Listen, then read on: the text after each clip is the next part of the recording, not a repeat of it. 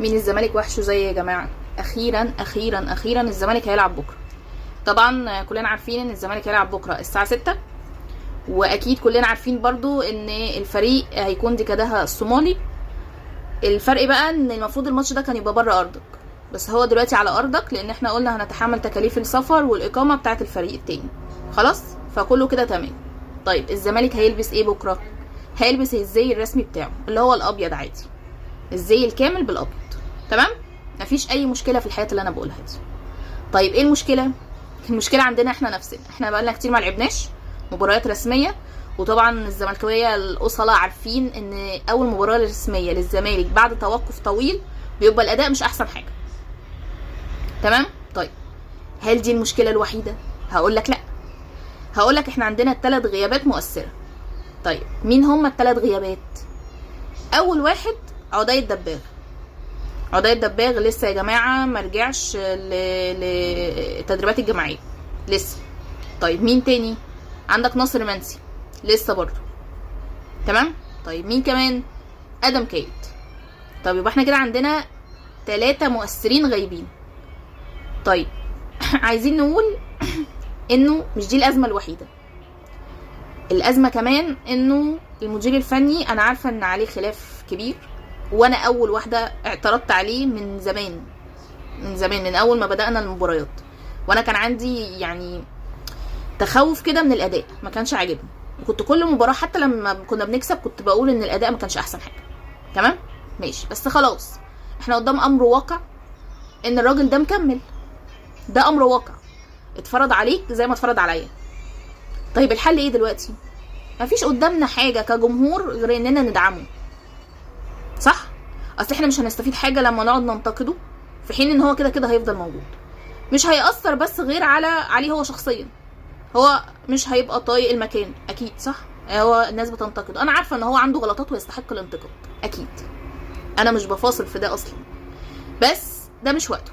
خلاص احنا بدأنا مباريات، ولازم جمهور الزمالك يفضل اكبر داعم للفريق زي ما متعودين عليه، خصوصا ان الراجل ده بغض النظر عن مساوئه الفنيه عنده ايجابيات.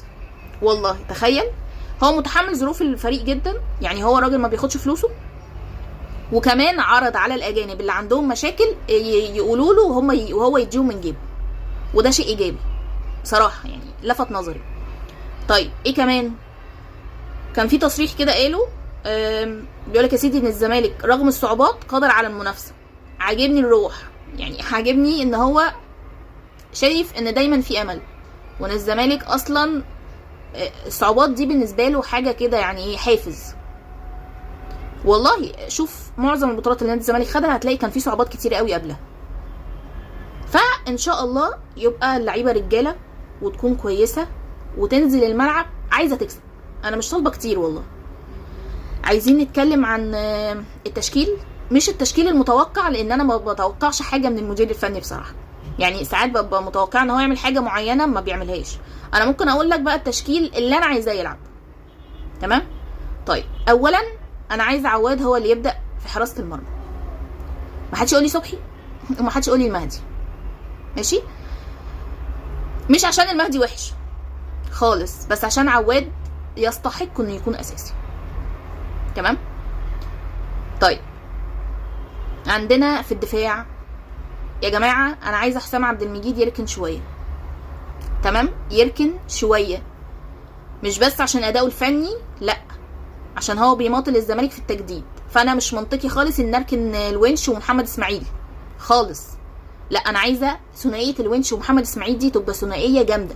اديوها، يعني انا عايزه المدير الفني يديها وقت الاتنين ياخدوا فيه على بعض، هيطلعوا لك ثنائيه جامده قوي قوي. ما حدش يختلف على الونش وما حدش يختلف على محمد اسماعيل. الثنائيه دي هتعمل يعني مش عارفه اقول ايه هتعمل بروباجندا كبيره قوي عندنا وهتبقى جامده، يعني نفسي تستمر بس وتبتدي اصلا. طيب عمر جابر المفروض ان هو جاهز وخف وتمام. طيب لو جاهز بنسبه 100%، لو 99 لا يبدا. طيب لو مش جاهز بنسبه 100%، خلي بارون اوشانج يا جماعه واديله الثقه. انا عايزه اشوفه حتى نحكم عليه، يعني حتى لو المدير الفني مش مقتنع بيه، طيب انا من حقي كجمهور اشوفه احكم عليه، عشان حتى اقول انت صح كمدير فني ولا لا. تمام.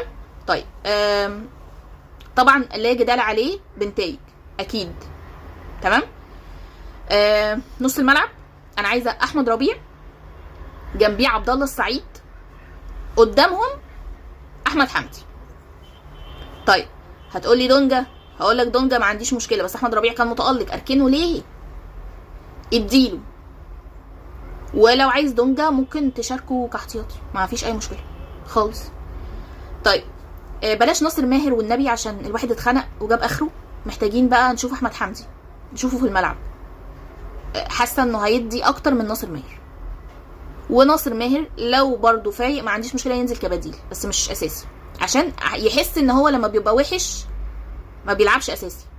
فاهميني؟ لازم اللعيب يحس بالنقطه دي، مش انا حلو ووحش هلعب اساسي، لا مفيش الموضوع ده خالص بقى. تمام. طيب عندنا جناح يمين معروفه جدا خوان الفينا، حاجز مكانه وبصراحه الولد كويس. طيب احتياطي هيكون عبد الحميد معالي. عندك الناحيه التانية طبعا احنا قلنا ادم كايد مصاب فمش هيلحق، فعندك اوبشنين، يا اما شيكو بنزا وده برضو جاهز، وعندك احمد شريف. طيب ايا كان مين فيهم اللي هيلعب انا مش فارق معايا قوي، بس انا بشوف ان احمد شريف، عشان شيكو بنزا بحس ان هو مش مظبوط اصلا خارج الملعب بصراحه، يعني ما بيعجبنيش الاسلوب ده. تمام. فانا ممكن ندي فرصه لاحمد شريف اكتر، بس الاثنين فنيا مش فارقين عن بعض قوي، مع ان احمد شريف يزيد شويه. طيب عندنا بقى مشكله في مركز المهاجم الصريح، لان عندك عدي دباغ وناصر منسي الاثنين مصابين. طيب كده عندك حل من الاثنين، يا عندك عمرو ناصر يا سيف الجزيري. طيب مين اللي نديله الماتش؟ اكيد مش سيف الجزيري. ليه بقى؟ لان احنا اديناله فرص كتير قوي والراجل مش راضي يمسك في اي فرصه فيهم. عمرك شفته نازل من اول السيزون ده ماشي عمل اي حاجه في اي ماتش خالص؟ ما عملش ومش هيعمل. فاهمين؟ فخلاص يعني انا بالنسبه لي سيف الجزيري هيقعد احتياطي. عمرو ناصر بقى لا قدر الله حصل له حاجه، لا قدر الله ما كانش احسن حاجه، ممكن تنزل سيف الجزيري، ولو انه والله مش هيعمل حاجه لما ينزل، بس ماشي يعني. ماشي. يبقى كده عندك مهاجم الصريح عمرو ناصر. اتمنى ان دي تشكيلتنا تكون بكره، واتمنى ان اللعيبه تكون كويسه واقفه على رجليها. انا عارفه ان هو بعد توقف كتير وده بيعمل ازمه في الزمالك، مش فاهمه ليه، مع ان انت المفروض مريح بس بتلعب تقسيمات في التدريبات وبتلعب تدريبات جماعيه عادي، فانت المفروض يبقى فورمه، مفيش اي مشكله. طيب عامه بتمنى التوفيق للزمالك بكره، وان شاء الله نعود للانتصارات. عموما انا عارفه ان دي بطوله والدوري بطوله، بس انا عايزه نعود للانتصارات عموما، تبقى دفعه معنويه لنادي الزمالك. تمام.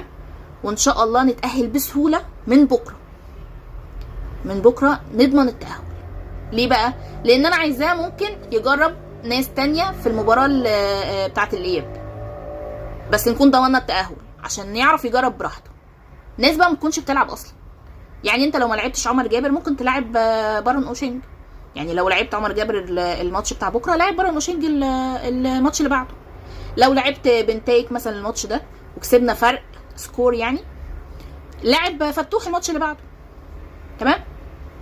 يعني انا عايزه الناس اللي مش بتشارك تشارك في المباراه اللي جايه، لو ان شاء الله يعني ربنا وفقنا بشكل كبير المباراه بتاعت بكره.